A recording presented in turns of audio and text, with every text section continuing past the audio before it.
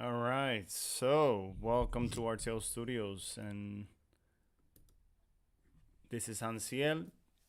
Today I'll be having Kenley join us, as I mentioned before. Let me just set this thing up real quick, and let me add some. This is what happens when you don't do this for a while. Okay. All right, I see you're here, Kenley, already. Give me 1 second. Let me just add your screen to the video.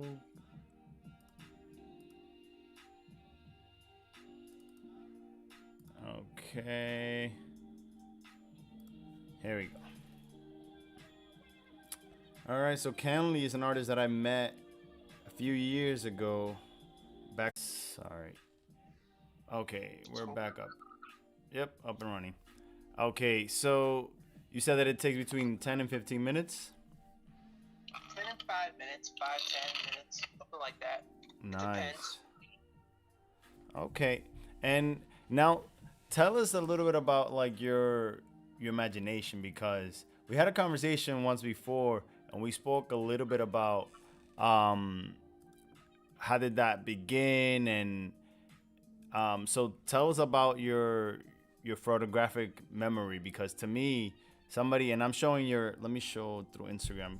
On YouTube I have the screen sharing your work, but so here we see something like this. How long would that take, and how did you come up with the story? Well, that usually takes about 20 minutes tops. 20 minutes. Yeah, because usually when I'm drawing things like that, it's basically there's a terminology for it. Mm-hmm. It's not just improbation. There's another word for it. Stream of consciousness. Stream of consciousness. And what is that? Yeah. Well, basically is when I sit down and I draw off the top of my head, and a whole bunch of images just come to me like a rip. Wow. And I just flow with it. And just go with the flow. Wow. So it looks like you have something set up here. So yes. would you be sketching for us tonight? Yes. Awesome. Okay. So okay, so we spoke a little bit about the photographic memory, but I want to get in depth a little bit more. But also tell us a little bit about how'd you develop the ability to draw with both hands, with the right hand and the left hand? For me, it was out of curiosity. You see, when I was a little kid, I had a lot of time on my hands. Mm-hmm. And the thing is that, you know how today we have Cartoon Network and cartoons 24/7 and all that other stuff? Mm-hmm. Well, I grew up at a time where cartoons came on and off at certain times.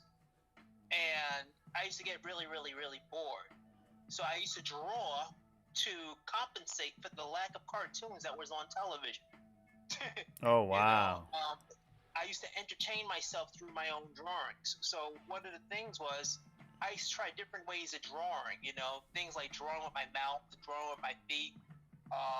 But I found that I could draw with my left hand at a very young age. It wasn't something that I really took too seriously, because I thought it was something that everyone else could do. But it really helped me in the long run. I really wasn't aware on how it was going to help me, but I found that I could produce more work that way. Wow. And have more fun. Yeah. Jesus. I don't know if you saw, I tried drawing, I did a challenge inspired by you. I did a challenge drawing my left hand and my right hand, but not simultaneously like you're doing it. And it was so hard. It was so hard. So, and you make it look so easy. When you're doing portraits for people and caricatures, do you do it with both hands, or you do it with one? It depends. I'm very intuitive. Mm-hmm. Like when I say that, I don't try to force anything. That's my whole thing. I Gotcha. realized at a young age, like when I went to art school, I realized in art school there was a lot of forced things. Now they were forced for a reason, because I know the teacher was trying to teach us, things like perspective, composition, that Mm-hmm. sort of thing. It was meant for a purpose. But I realized those things could take you but so far. Right. So, I when I would draw something, a lot of the stuff like composition and perspective, I start to appreciate those things that I see it come up in my drawings without me really trying too hard. Mm. And so that was more liberating, more freeing, and that allowed you to be more creative. Yeah, and also, really is a matter of self-acceptance. Go I into that a little realized bit that. more. What happened? Go into that a little bit more. It's about self-acceptance. So as an artist, sometimes we go through our stages of like not realizing or comparing ourselves too much to other artists. But you said self-accepting freed you in a lot. Can you speak a little bit about that? Yeah, realizing that I see with my own eyes. Mm-hmm. I see, I have my own senses, and everybody else has their own senses. Mm. For me to say that I think I'm better or worse than somebody is not only cheating myself, but it'd be cheating the other person, because it's like I'm saying that their experience in life is not good enough. So I realize that when I'm drawing from my own experience. And, I learned to appreciate and savor those experiences because it's unique from everybody else's. Mm-hmm. So when I'm drawing, I'm not just drawing a picture of something. I'm really drawing my perception, which is very, very unique in itself. So I just learned to, just enjoy my difference, enjoy myself when I draw. Gotcha. Okay. Nice. So that's something that we have a hard time accepting at times. Um, once the first time I met you, I was just talking about that I was a fan of Werewolf, and as we were speaking, you literally just started drawing, and so I'm sharing some of your drawings here on the screen. Okay. When you're drawing these things, are you using references, or it's all coming from your mind, like you said earlier?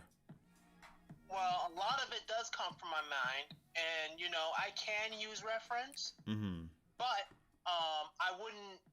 I have a way of using reference that it's not like how most people when they use reference they look at the photo and they draw it exact or whatever, or they might take pieces of it Mm-hmm. and create a new image. Um, for me, I usually look at it once, and that's all I really need. I could just look at it, in my mind for whatever reason, it hits it, and then when I go to sit down and draw it, I don't have to refer to the photographs anymore. It's Wow. just, I compare it to. You ever played Mario 3? Yeah, with the tail. Yeah. Well, there's a part of Mario 3 where there's a fish in Mario. Okay. Okay. He leaps up, and he has the capacity to swallow Super Mario whole. Oh. Like right, just as he is, and that's how my mind is. It's almost like that fish. I can see an image, and let's say I really want to draw something. Mm-hmm. I look at it, and it'll devour it, and I do what I want to do with it. Wow. I can play with it in my mind. So you embody the image, and therefore you Yeah. can draw it from whatever angle. Yeah. Wow. You know King Jong-gi? Yes, I met him once. Oh, you met him once. Wow. So to me, he explained one time that when he's drawing, let's say he's drawing something a little more complex. So let's say he's drawing this. He says that he pretends like he's looking at it from this angle. Let's say he's looking straight forward, but then he also imagines looking at it from this angle. Even though he's not like looking at it from there, he can imagine looking at it from different angles. And he does these like drawings where, like, let's say you're in a room, he can draw himself like as if he's above and looking down. And to Right, he me, that changes was perspectives. so. Would you say? Because when I heard that, to me, it sounded like it was an out of body experience or something more than just like drawing. It was like a spiritual thing that, in my mind, I'm just like thinking about things like. But if he could do that, that means he just came out of the body and looked down and whatever. Do you feel like you do things like that when you're drawing, or like you escape your? A little differently. Like I could take things apart in my head. Mm, I could put it together. I could recombine it. I could rewind time. I could pause it. I wow. could split it in half. I can do that and more. More, probably even more than that. But I understand how he thinks because I've heard him speak before. Mm-hmm. And I remember when I went to one of his shows live, and I saw how he did what he did, and I was like, "Holy shoot! It's basically the same thing." Yeah. I think it's basically the same thing. And when I saw him, speak the way he speaks and works the way he works, I was like, wow, it made me feel so damn good. Nice. Because I realized that, yeah, I'm on the right path. Yeah. It felt like I'm on the right path. And so it's great to see somebody and be like, wow. Can you flip your camera? We could start drawing like in a few, but I want to see you speak. I don't know, because people might see your drawings but might not see you. So I don't know. I want to show who the artists behind the hands are, because we see a lot of your hands in your drawings. Just for reference. But also when I heard him speak, I thought about you automatically, and I was like, oh no, wait, this is probably how Kenley feels. And it was very interesting because the lack of reference. I remember you drawing like that, the drawing with the pen, but I feel like you have an extra hand. So like you have an upper hand because you draw with both hands. So that's even an added thing to his not compare. I don't want to sound like I'm comparing, but like you have even another skill on top of that, which is both hands, which is amazing to me. Thank you. I appreciate that a lot. Yeah. So, what has been your biggest challenge when it comes to being an artist? You have the skills, you have the paper, you have the pen. Now what? Like, what do you struggle with when it comes to art? Well, be quite frank with you, it really has nothing to do with the art. It's the audience. Mm. I think I just need either a bigger audience or really, newer opportunities, newer horizons. I think it's a matter of doing brand new things that probably never been done before. Wow. That's really where my mind is at this point, because a lot of the stuff I see, it's really cool, Mm-hmm. but I don't know what it is. It doesn't. That's the challenging part. It's kind of like one of those things that doesn't have a face or an image, but it's a gut feeling. You'll know it when I create it. Gotcha. That's all I can say.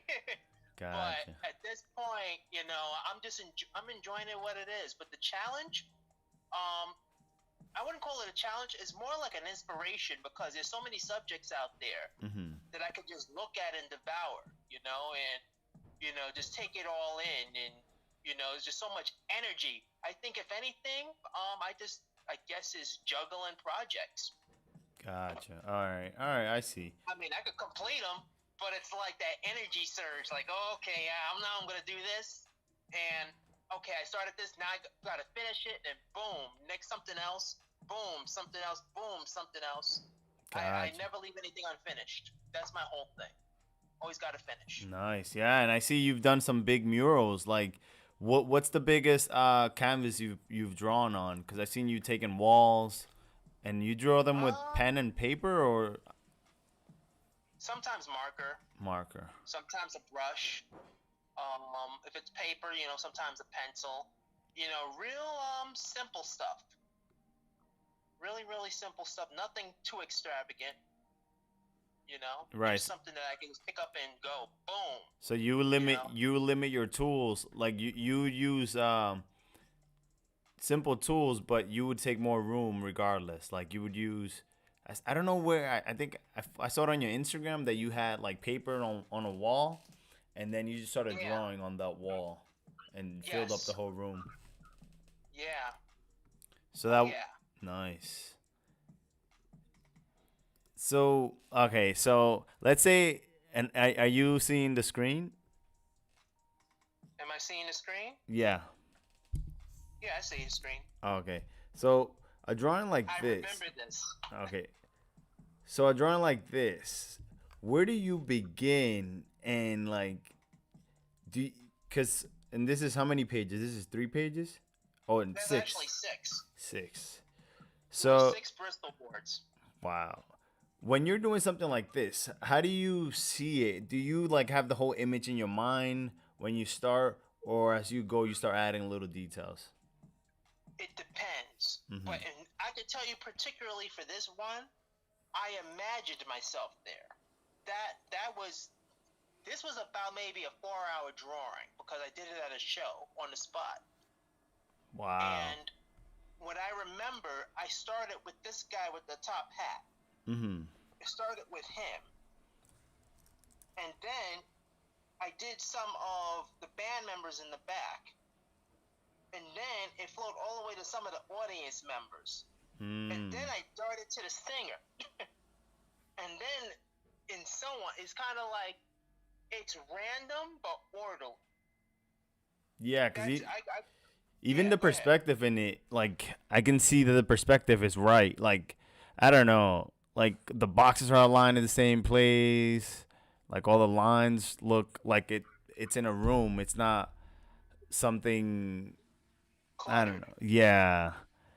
But Yeah, that's definitely on purpose. yeah, but even that, like even if it's cluttered, like is busy, everything looks like it's 3D. It's on a platform. It looks like a form. It has like a form. It's not like it's not out of order, you know? Like it Yeah, I looks. went with the flow on this one. Say that again. I went with the flow on this one. It's kind of like, like a lot of artists talk about the principles, Mhm. like composition, perspective, anatomy, that type of stuff. Mhm. But when I'm drawing, I already know that, but I don't know it to where I have to force it. It's like, oh, I Mm. gotta do perspective. Oh, I gotta do composition. It's more like, okay, whatever I know it instinctively. So it's a Wow. lot of confidence that's involved in it. It's not like someone has a gun to your head and be like, oh, you gotta use line quality. Oh no, yeah, yeah. Now you gotta use composition. Do you know composition? I'm like, nah. Okay, I drew this character. Okay, I want this character compared to maybe that drum set over there. Mm. How does that gonna look together? That type of stuff. Wow. Sheesh. And even like the materials of the clothes, like there's a lot of things that go into this that I know, and that I know it takes years to learn. And how many years would you say you've been drawing? And did you learn all the basic stuff that you just mentioned? Well, when I was a kid, I was obsessed with cartooning Mm-hmm. because I had every intention of becoming a cartoonist. So I read all of the how-to books you could imagine. From Andrew Loomis to you name it. John Buscema, Jack Davis, Mort Drucker, Mm. Angelo Torres, Frank Frazetta, you name it. Wow. I can go down the list, and what I know is that they all applied the principles, each and every last one of them. No, nobody I ever respected or liked did not apply the principle. It's inescapable. And once I realized that, it just made it that much easier not only to appreciate the art of others, but to Mm-hmm. be able to appreciate the process of creating good art or good drawing. Mm. Wow. And how many years would you say you've been doing it since you were a kid? You said. let's see. I remember drawing in 82, 82, 83. So that's like 30 plus years. Going on maybe 36. I've been drawing for like maybe 36 years together. Wow. And you've joined competitions. I believe you mentioned on the last time we spoke. You joined. Yeah, Hmm. Dare to Draw. I've done Dare to Draw. I've done I used to be part of an organization called the National Caricatures Network. I placed third in World's Fastest Caricature Artist. Oh wow. World's Yeah, fastest. yeah, World's Fastest. That's Wow. what they say. You know, but there was a lot of people from around the world there, so I guess yeah, it was that was an experience And right when did there. that take place? This took place in Orlando, Florida. Orlando, Florida, and it used to be an organization where caricaturists from all around the world, Hmm. and mainly a lot of them come from the United States, but like we had people come from Japan and Iran, and all types of places, and they would compete for prizes in different categories. And in that speed competition, I placed third, and that got me into drawing caricatures at amusement parks. Oh wow! And what was the time? If you said the fastest, what was the time? Frankly, I don't even remember the top times or anything like that. Hmm. I remember how fast I went, and the judge told me that the reason why I didn't get first was because it was about getting the likenesses.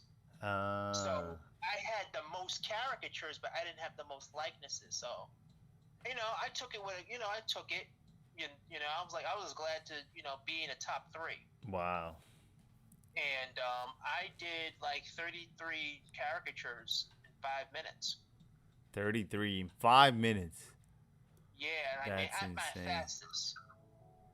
That's At my insane. fastest. Nowadays, what's one thing that you've been practicing like to get better at? Everything. Just being more observant. Mm-hmm. You know, um, Better and worse. I don't really think too much about in that sense. For Mm-hmm. me, I'm always growing. I'm not gonna draw the way I did in 1989. Mm-hmm. This is how I am in 2020. So I'm always going to change. I'm always going to find something new or create something new. So I just enjoy it in the moment. But as far as being better, um, I'm going to be way better than I am right now next year. Mm. But I don't know in what part that's actually going to be because I'm always drawing. I'm always doing something new. Gotcha. Have you and that's a very good point, to like always think about the present. Like know that if you're thinking about the present, like the things will get done there. If you start thinking about tomorrow, like you're gonna be doing something tomorrow, it just clutters your mind with unnecessary information. So that's a very good point Mm-hmm. to when you're drawing to draw in the moment. Um, with the change of technology, do you see yourself going into digital, or are you gonna stick to like paper and pen? At some point, I'm definitely going to do You digital. you do digital though. Like I seen you do some like Yeah, Photoshop, right? yeah, most definitely. I mean, I'm open to all of it. To me, it's just a tool. For when I used it, I started using it last year. It was fun. I had a great time, Mm-hmm. and I know I'll definitely be doing it again because I know a lot of these companies, this is what they require, and Right. I'm not stuck in any way. I'm gonna do it all. So yeah, Wow. I'm looking Wow. forward to it. It's tough, man. Like when you have such a big vision to narrow it down sometimes, um, Hmm. because it requires time and you gotta juggle everything that you're doing at the same time. But it's definitely we have to adapt with the changes, like with the times. Of course, traditional will never go away, and I always think that,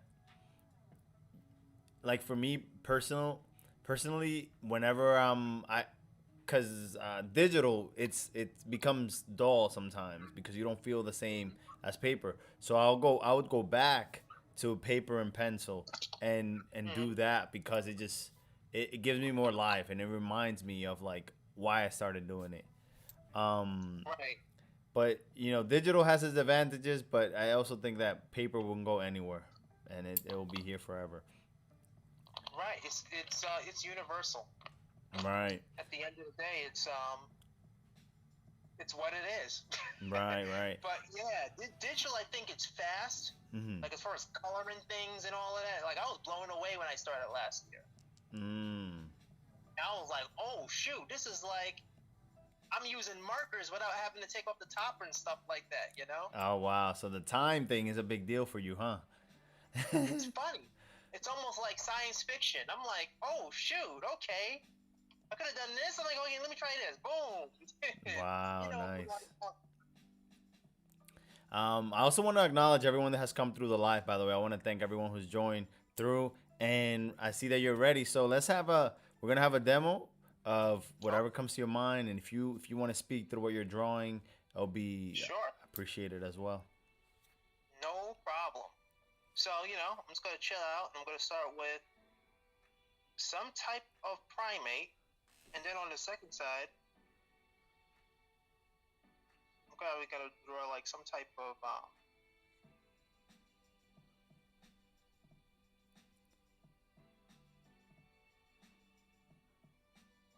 Let's see.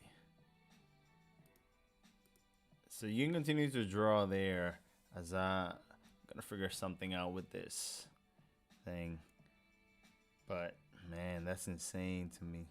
And you know the other part about it is like you mostly draw with pen. I know you draw with pencil too, like to add color and stuff. But once you make a mistake, it's pen, man, and you don't erase. So that's another thing added to the bunch of challenges that you do with. Yeah, I mean, my thing is just relax Mm, and go with the flow. And it's humbling to draw from the head without, you know, um, especially with marker or pen.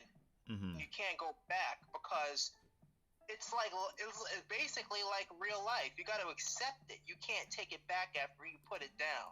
Mm, So even though it may look like I'm doing a lot of speeding through, uh-huh. what's really happening is I'm going with the flow with what I know. Gotcha. Wow, that's insane.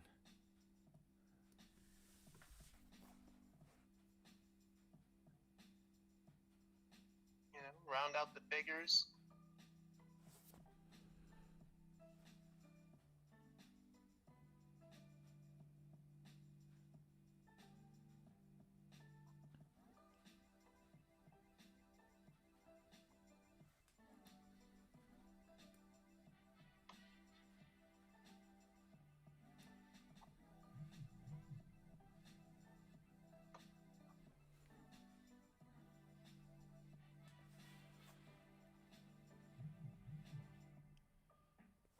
Your inspiration when you're drawing, where does it come from? Everywhere. Mm. Everywhere. I could be walking up the street and see somebody I want to draw. But that's another thing about the memory too, and that's for me personally, that's one of my biggest things. That a lot of times, a lot of people or things I want to draw, you Mm-hmm. either can't take pictures of it, or you can't walk up to the person and be like, "Oh, I want to draw your picture." Ah. I, Yeah. I gotta remember what I want to draw because I realize that if I just rely on what somebody might say, I won't draw anything I want to draw. Mm. That's the other reason, you know. That's that's just one of those things. So Yeah. observation is key. And it becomes, like studying people, like let's say you're sitting at a park somewhere, because I used to do this a lot before. I would sit like in a park and I'll just draw people walking by, and it's intimidating at first, but once you get into flow, I feel like there and I felt this a couple of times, that I feel like I'm in a float state, that like everything just comes and everything just works or falls together. um but it's a bit hard when if you don't practice it, like if you don't have the practice of like going and hold on, let me fix this thing. Like, yeah, I mean, if you don't dare to do the challenge, you won't get anywhere, obviously. But when you're there looking at people, you only have a certain amount of time before they leave or before they move. So you have to like capture that essence in your mind. So you said you've been practicing that when you were watching cartoons, huh? Oh, especially particularly when I was a kid, because, like I said, there were so many. Like you see how we have internet now. Mm-hmm. We didn't have that back in the day, and I didn't have VCR either for a long time. Mm-hmm. So if I missed that, I couldn't like tape it and pause the screen and draw off of it like you could at like maybe on YouTube or Right. whatever. No, that was it. You might not see that cartoon Ever again. again? Wow, that's a big fact that we don't worry about nowadays. I used to do something similar. I used to, when I was watching cartoons, I'll freeze like but this is more, I guess, when what was it? When VCR, like we used to buy movies on VCRs, and I used to pause it, or I used to record things in TV and then pause it and do that frame and then hit play again and then do another frame. But I guess it's the challenges that gives you, like pressure makes diamonds. So when you don't have something, those challenges give you extra skills. Yeah. Or I think it's a matter of what you make out of it. Because for me, for me personally, my biggest successes always came from what I made out of a situation that seemed like, oh, you can't do anything with that. Oh, what are you going to do about that? Always having to be creative and, making a way for things. And it comes in the most unlikely places, too. That's true. You know? That's true, man. And so as we evolve like with technology, so you see you developed a skill because you were limited in a way, right? Now that we have all this technology, what do you think it's the oh yeah, somebody just said happy Thanksgiving, thank you, and oh my cousin, and she said he's drawing with both hands. Wow. Yeah, so that's a big thing that happy Thanksgiving to your mom as well. Um Thanksgiving. what was I saying?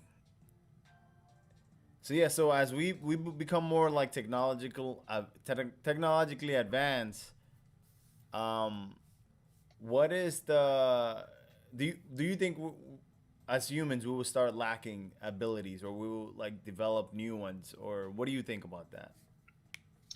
I think it can go either way, to be quite frank with you. Mm-hmm. I think the big mistake would be to undermine any technique. Mm. I think every technique is valid for certain circumstances.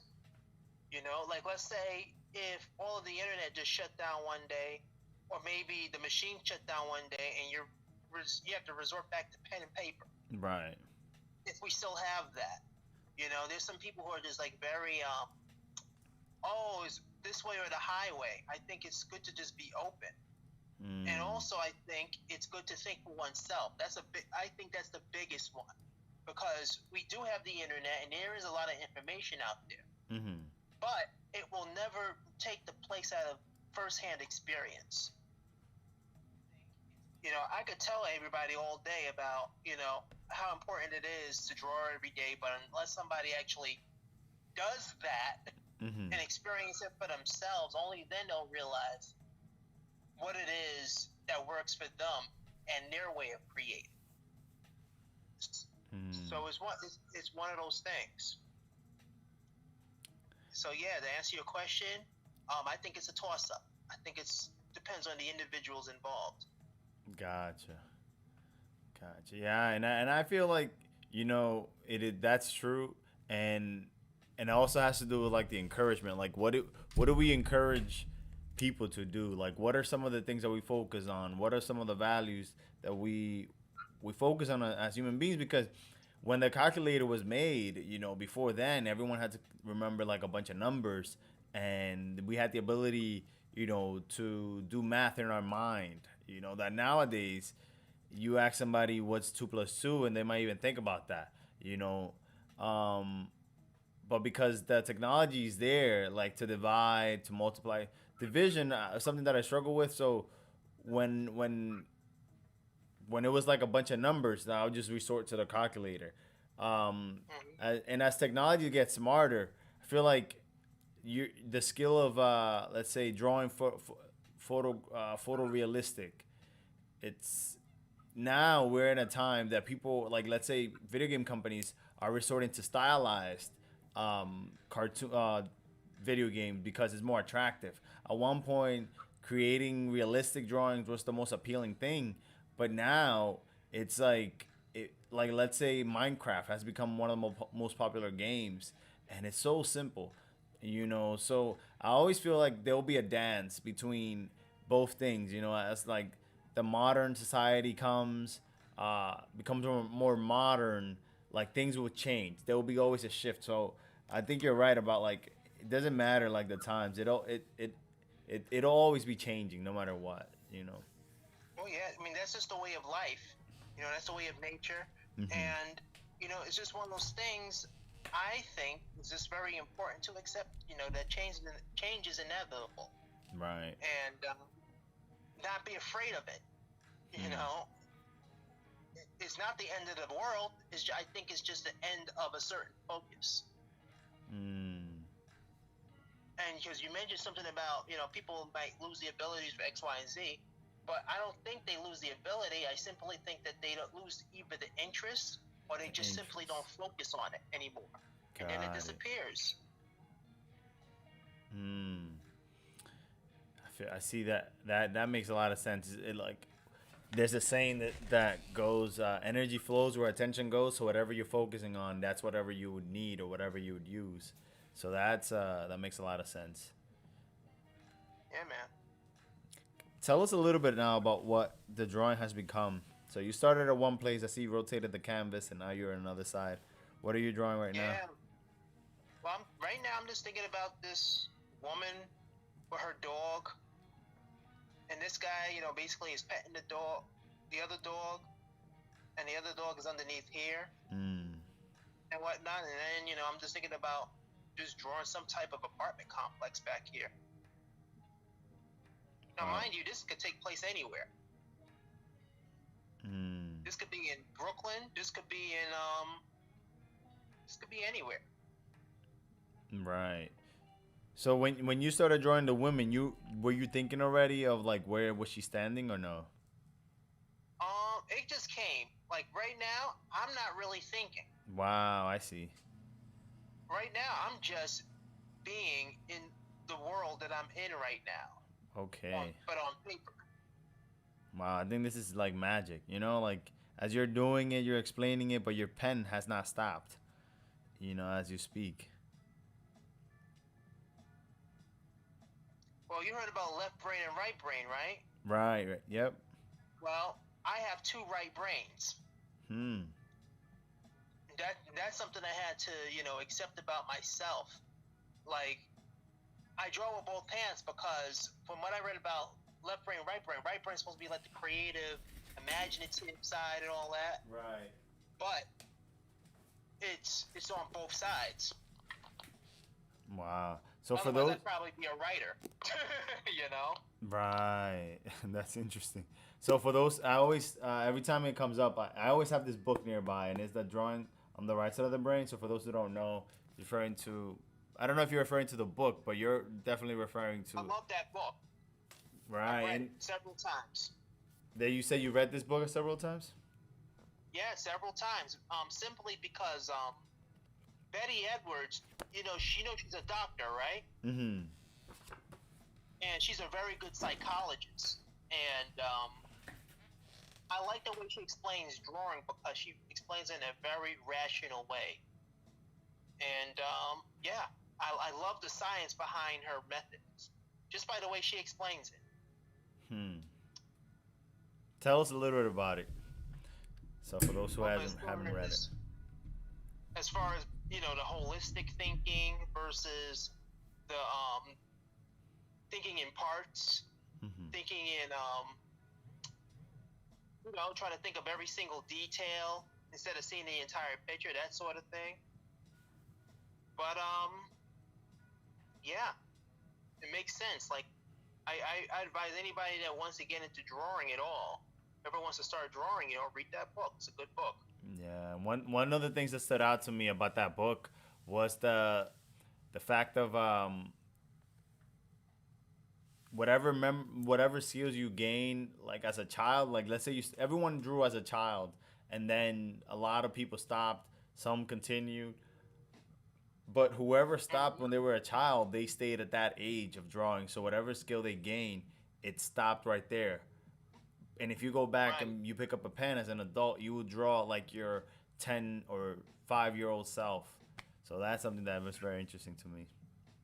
Yeah. Well, I mean, she's definitely right in the sense that the thing is that when kids, a lot of kids, I mean, there's a few exceptions, but a lot of the kids that start off drawing, especially those who start off drawing without actually looking at something, they draw very symbolic images.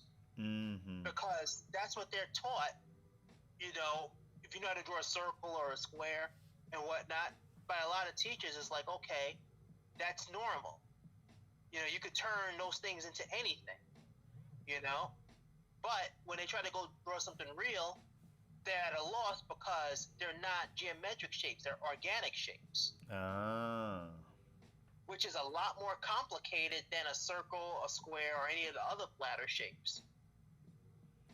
But it's one of those things, I think that, the more you observe, the more complex stuff you could possibly draw. What is your approach when it comes to that? Do you draw like, you think about a segment or you think about the whole image as you're doing it? Both. A little of both. I do my best. I don't really force it. I've drawn for so long, but one of the things I learned early on in my life is that whatever I do is right. So when I sit down and draw, I accept whatever I do. I just accept it, especially if I'm drawing without a photograph or anything like that. Got to accept it because this is what it is. I mean, that's it. That's it. That's a big deal. That's a big one, because I struggle with the security of being an artist. Like, is this right? Is this true? And I've spoken to a couple of artists, and even before they start drawing, they double think, triple think, and question their skills. So it freezes them into the frenzy of like, oh, when am I like? It's hard to start because you're already questioning if it's right without even beginning. Yeah, well, you gotta know where that's coming from. You remember what you said on what a lot of books say, even Betty Edwards said, every kid is an artist. Starts off as an artist. Right. My thing is this, the word fear, if you take it away the F out of fear, you got the word ear. And fear starts with something that is said to somebody. Somebody told them that was wrong. Somebody told them that wasn't right. Somebody told them that what they're seeing is not correct. And on top of that, usually the person never shows them any methods to help them improve the image that they're going for. It doesn't have a concrete goal, and that scares the crap out of a lot of people. It scares people out of drawing because they don't think their perception is right. But it depends on what that person considers to be right. If it's photorealism, realism is very complex. Right. Crazy hours of focus, but more about focus than time. Okay? Because you could spend all day trying to draw something. But if you don't got that perception, you're wasting your time. You're going to be like, you still walk out with that circle and triangle and all that other stuff. Right. Right. But it's about learning how to see, and a lot of people who don't know how to show someone how to see, just say, you're a horrible artist, you should give up, and the person believes them, and then that's it, and then they're frozen in that state until they want to probably draw again. And some people never wake up out of that coma. Oh wow, that's deep, man. You just said they put him in a coma by just like the words and putting that fear in them. Wow, that's super Yeah, deep. some people never wake up. They think they can only draw stick figures. They're in a coma. Hmm. Every person that's I hear, oh, I can only draw stick figures. They are hooked up to a gurney somewhere. Wow, wow. And That's they're on, what do they call it? Oh boy, they're on creative critical condition because somebody said something to them that messed them up. wow. And the only way to wake them up is to change their perception, and they got to be willing to do so. And I mean, I went to art schools where there were people as old as 90 years old Mhm. drawing the human figure, and a lot of them do wake up, and they find out, they may not draw as perfectly as someone else say they should draw, Mhm. but they're drawing and they're pleasing themselves, and that, to me, that's where the real success is. That's worth 1 million likes on Instagram, Right. right there. Wow. So How has like social media, changing a little bit the topic, but I think it's that's a very very good point and a uh um very deep conversation, like very deep topic about like someone being put in a coma because of the fear of something that someone told them. But I want to change it a little bit into social media, right? How has social yeah, media impacted you as an artist? as an artist, Mhm. Um, well, I'm grateful for it in the fact that I could publish my work and show people. Mhm. That's about it. you know, it's a good go-to for showing people things. That's all. That's the only thing I could think of off the top of my head. Mm. Has it changed my life? Has it showed me different things and all of that? I guess so, some degree. Some people do ask, oh, that's great artwork you got there. I appreciate it. I talk to people I probably would never be able to talk to in person. Mhm. But then again, that might not even be true. I probably run into them anyway. But I think you could run into them a lot faster on Instagram and Facebook and all types of other places. So yeah, I think it was pretty good. Pretty good. Okay. Well, and so now in terms of sharing, you said like it made it faster, but I also see that there's a lot of artists that would get stuck because they will be looking at what other artists are doing, and it becomes like a freeze. Like again, we go back to the freeze uh, point there. It's like you get stuck in the comparing you as to with other artists, and like now it becomes like a battle between you and your mind. Yeah, you Has that know what? happened to I'm gonna you? say this. No, and I want to tell you why. Mm-hmm. Because the thing is, I realize is that I have my own, and I don't look up to anybody. I don't look down on anybody. Mm. But I will look at artists in the eye, because as far as I'm concerned, they're bringing their experience to whatever medium that they're using to express themselves. But the same with me.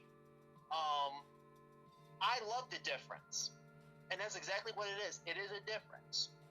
I don't expect to be like anybody because I'm not like anybody, Mm-hmm. and I don't expect them to be like me.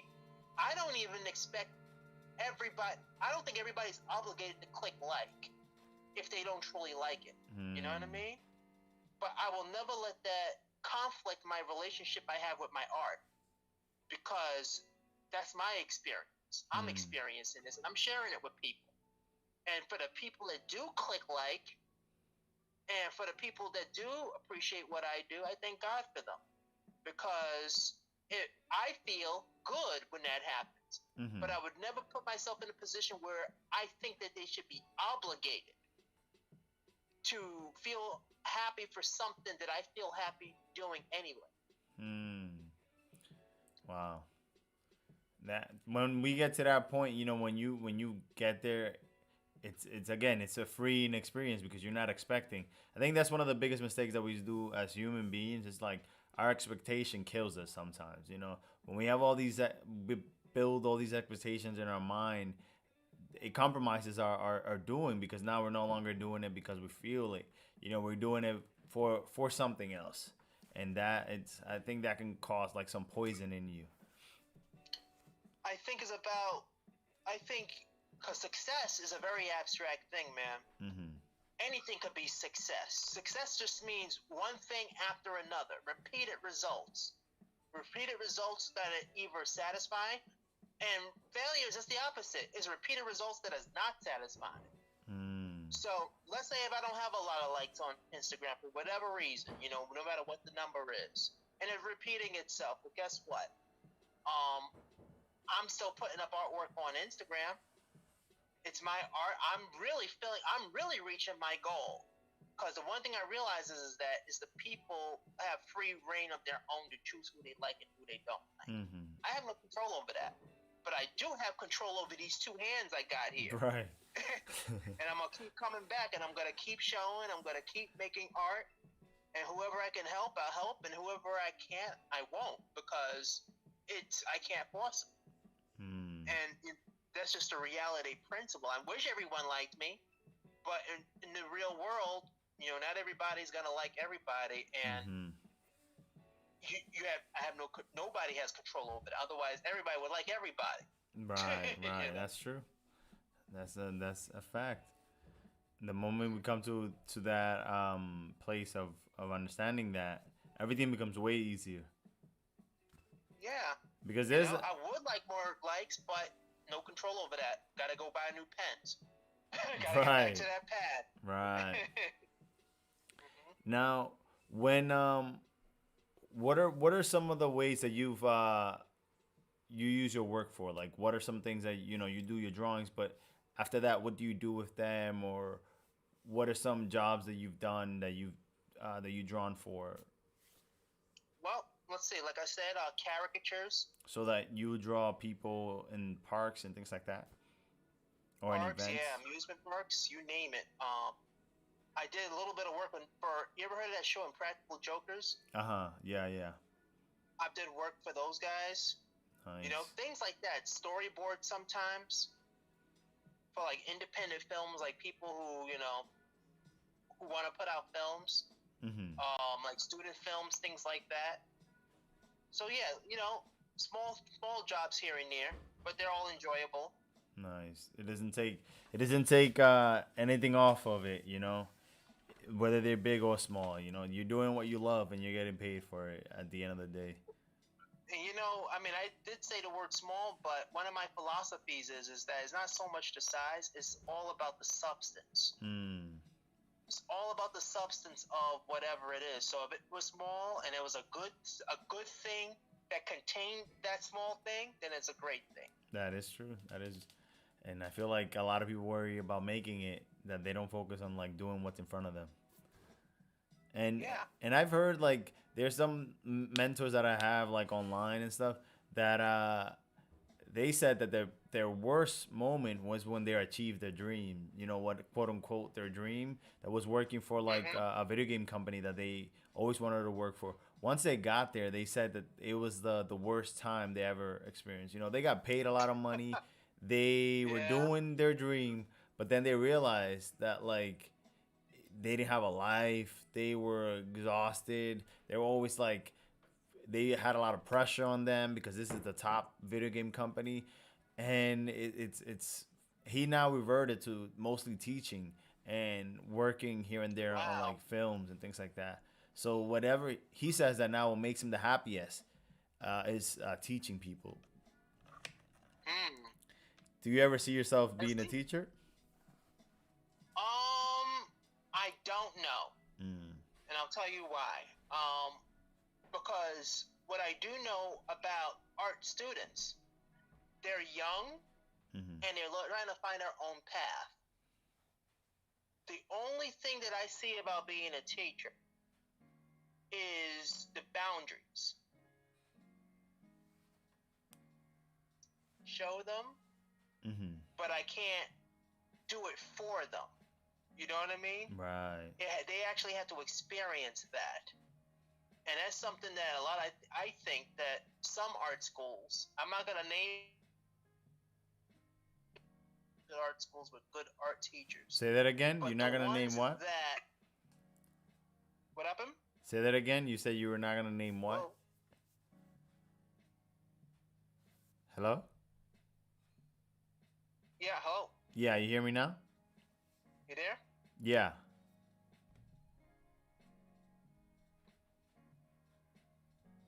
Let's see.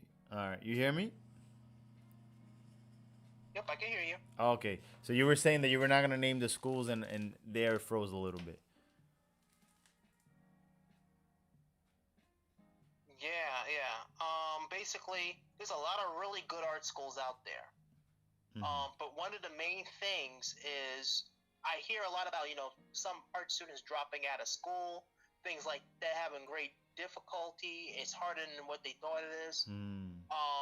For me to be an art teacher, I would have a certain type of student that knows that they're going to have to be the one to do the work. I can tell them all of the jargon and all of the stuff, Right. composition, what anybody else can tell them. But ultimately, they're the one. It's almost like being a boxer and expecting, let's say they go to a trainer and expecting the trainer to go in the ring and fight Mike Tyson or whoever for the belt and bringing the belt to them. No, they got to step in the ring. They got to take those hits, meaning they're the ones that have to pick up whatever utensil and experience that utensil fully and draw and paint and they have to earn that. Right. And it would be nice that to have a student or somebody who would really not only just listen but ultimately is willing to work, and that's it. So for me to be a teacher, I don't know. Not to say I'm not going to rule it out. I might be an art teacher one day, but I'm not going to go in there with the expectation that I'm going to turn somebody into something they're not, or not willing to do or be for themselves. Wow, that's the fact, man. The expectation of people going into school, they're like, I'm gonna end up like Michelangelo or something. It's like, are you ready to put in the work? That's what it comes down to, and you hear about things like artist block and all of that stuff. Right. That usually comes from a place of being bored. Huh. Or not really being interested. I mean, a lot of people won't admit that. They talk about, I have artist block. I mean, art is a seeing thing. Find something to draw. Right. Wow. It's a seeing thing. You're not gonna, if you're daydreaming, then I don't know what to tell you. Would you agree with the saying of what is it, 90%, like 10% talent, 90% doing, or what is it, consistency, like 75% consistency? Definitely consistency. Okay, so this is the question. Would you say the consistency beats talent every time? It's both combined. You gotta have talent and it gotta be consistent. You gotta be consistent with your talent, point blank. Can't have one without the other. No talent, no consistency. No consistency, no talent. It's both. It's definitely both. And I think there's no shortcut in this game. Wow. No magic. That's the plain truth, It's no shortcuts. You got to do the job. So we've been in the interview for about an hour now, and I think this is a good place to end it. Sure. Do you have something that you want to promote, or where can people find you? Well, you could definitely find me on Tag Team Artist on Instagram. Also, TikTok. You ever go on TikTok? Yeah. Yeah. As a matter of fact, yeah, you did. I did see you on TikTok. Right. I'm definitely there too. Super Drawer number 4. Oh yeah. Super Drawer 04. Super Drawer 04. So, okay, I had the guest thing and I had it up and I forgot to put it back on, but now it's up. So whoever got to this point of the video, they'll see that. Awesome. What are some projects that you're working on now, if you want to share? Well, sure. I'm actually working on a comic book called The Pen. The Pen. And yeah, and it's going to be for a company called Creative One, which is a comic book company that's based in the Bronx. Oh, wow. Nice. Yeah, so I'm working on that book, but that's pretty much it. Awesome. Pretty much it thus far. Awesome, and this has been amazing, man. Thank you so much for your time. Thank you so much for joining me tonight. And I know we've been postponing this interview for a while, and finally it happened. I'm happy that it happened. Now, before we go, one of the things that I always talk about, one of my sayings is never stop learning for you. And I always like to end it on that note. What is one thing that you're learning right now?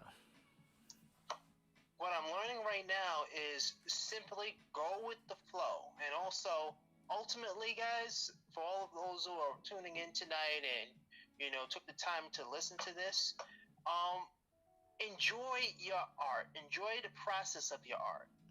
Enjoy your experience, because nobody can experience your art for you. It helps me get through things, and if you enjoy your experience, you'll enjoy the education that you get from it. And that's it. And then you'll never stop learning. Awesome. Well, thank you so much, man. I really appreciate your time, your talent, and definitely would love to have you back in sometime in the future. Awesome. Thank you so much for having me here. All right, man. You have a good night. Take care. You too, man. Be well. Awesome. All right. Well, thank you everyone who joined the live. Thank you everyone who came through and shared some love, left some kind words. Thank you so much. And with that, I'd like to say never stop learning for you, because when you learn, you can teach others. Let's see. Peace out.